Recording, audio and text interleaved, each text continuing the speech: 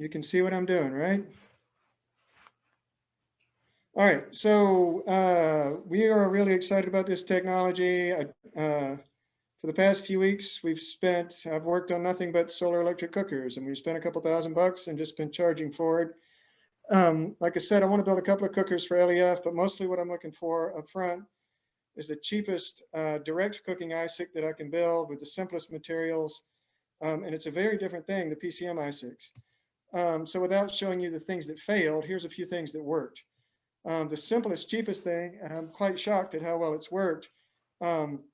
So we built our version of the PCM ISIC with a a stovetop element section JB welded onto the aluminum pot in a big bucket and set that up as a control. Now I have to say that everything we've done is based on one or two tests.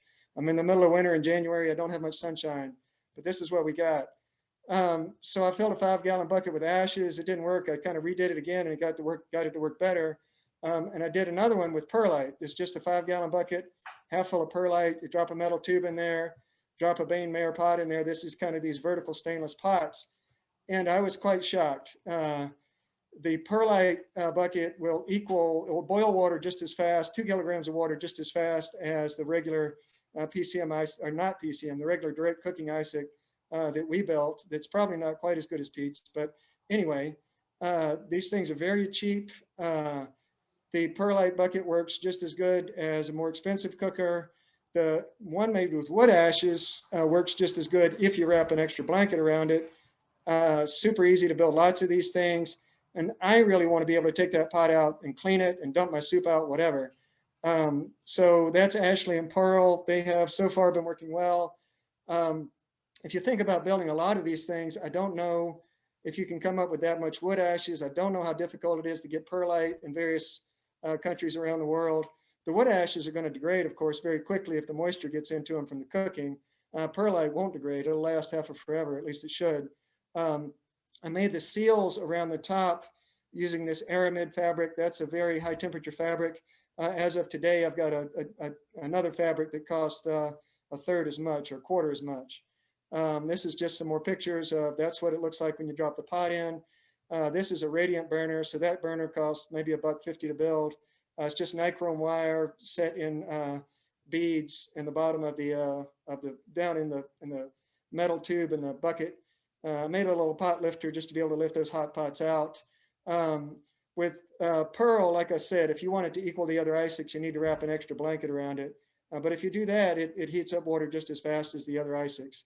The other design that we did that worked pretty well was using Roxol as the brand name. It's mineral wool board. Now, mineral wool comes as both a bat form like fiberglass. It also comes in a board form. For this particular use, it's better than fiberglass. It has much better water resistance, higher temperature, higher insulation per inch insulation value. So we got Roxy Senior, Roxy Junior. Roxy Senior is the 4-inch thick board on the left. Roxy Junior is 2-inch thick board on the right. Both of these will boil water. Roxy Senior on the left seems to have performance similar to, it's as good as any of the other best ISICs. The downside of these is they are more expensive, probably a total of $60 maybe to build Roxy Senior, $40, $50 to build Roxy Junior. That includes everything. But what this is useful for us is the ones we're going to build for Living Energy Farm, for instance. I'm going to build them a little bigger, use a little bit bigger heater, and that's what this Rockwool board will work for. So do they work? Yes, they all boil water. And this is the middle of January. We haven't had a full sunny day. I'm boiling water on partly cloudy days. So our construction of Pete's direct cooking ISIC, Roxy Senior, Ashley with a blanket, or Pearl, they all vary between 0.3, 0.4 C per minute during the day with 2 kilograms of water. Of course, you get your strongest gain in the middle of the day. You convert that to megajoules. It's not fantastically efficient, but they're all equal as far as I can tell, or very close to it. This is probably going to change a few months from now. I might be saying different because this is all based on a 1 or 2 tests, but they're all working at least. This is just some more general information. These are just the stainless pots, the Bain Mayers they're called.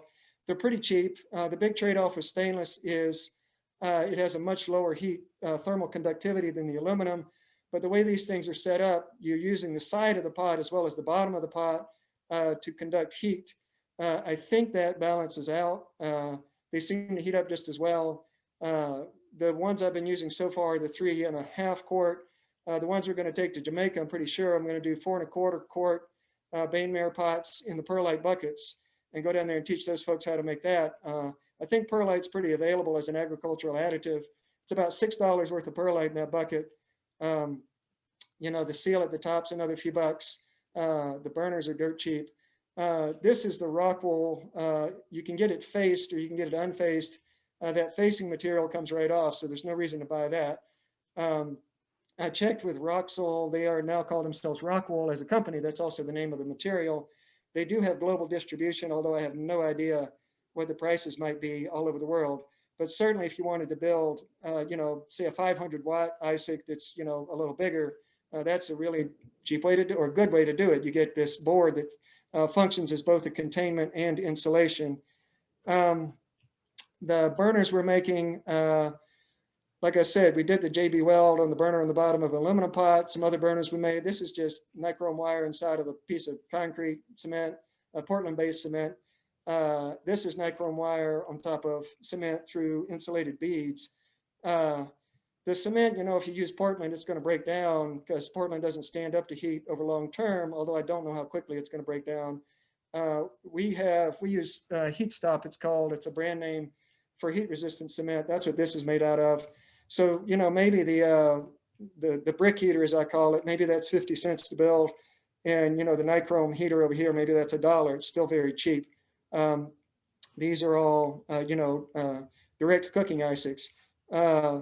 One thing I think, this ISIC, I'm going to flip this one over, the Roxy Senior. That's where my PCM is going to go. Flip that over, use the bottom as a lid, drop a double layer pot in there and make a PCM ISIC and see what we get out of that.